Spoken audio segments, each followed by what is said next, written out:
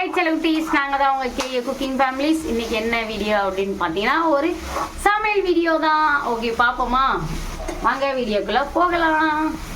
என்ன சமைக்கிறாங்கன்னு பார்த்தீங்கன்னா தக்காளி தொக்கு, பாவக்காய் பொரியல். எப்படி இருக்க போகுதுன்னு சொல்லிட்டு மறக்காமல் கமெண்ட் பண்ணிடுங்க.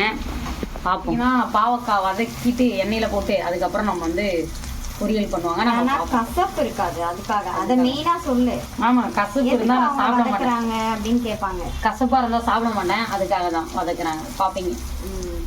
எல்லாத்தையும் அரிஞ்சு வச்சாச்சு. தக்காளி சட்னி, பாவக்காய் பொரியல் இன்னைக்கு எடுத்தாச்சு.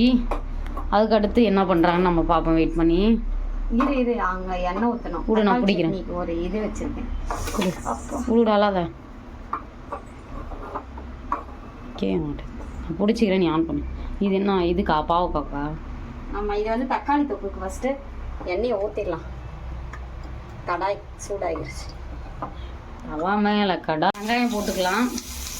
நேத்தா போதில் ஊற்றிட்டு தக்காளி தொக்குக்காக இது வெங்காயம். இது வந்து பாவக்காய். வெங்காயம் நல்லா வதக்கி எடுக்கணும் பாவக்காவுக்கு. அடுத்து நம்ம வந்து தக்காளி தொக்கு நல்லா வதக்கி எடுக்கணும். உப்பு போட்டு வதக்கிக்கோங்க. ஆமாம், பாவக்காவை போட்டுக்கலாம். வெங்காயம் நல்லா வதங்கிருச்சு. இங்கே எண்ணெய் ஊற்றி வதக்கி வச்சிருக்க பாவக்காவை போட்டுக்கலாம். ஆல்ரெடி பாவக்காய் வெந்துருச்சு.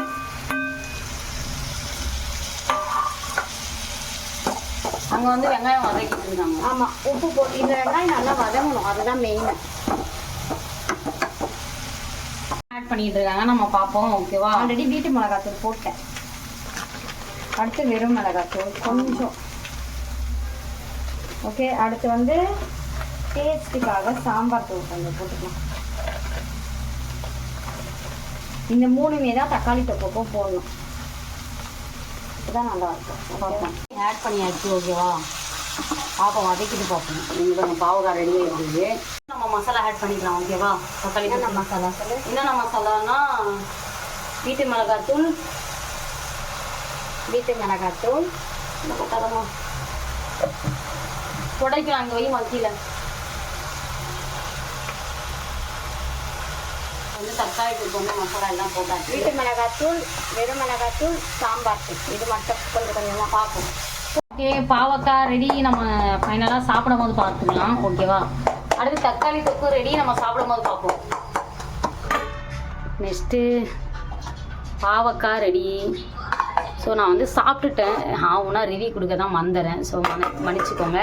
ஸோ இதை மாதிரி நீங்களும் ட்ரை பண்ணுங்கள். டாடா பாய். நெக்ஸ்ட் வீடியோவில் பார்க்கலாம்.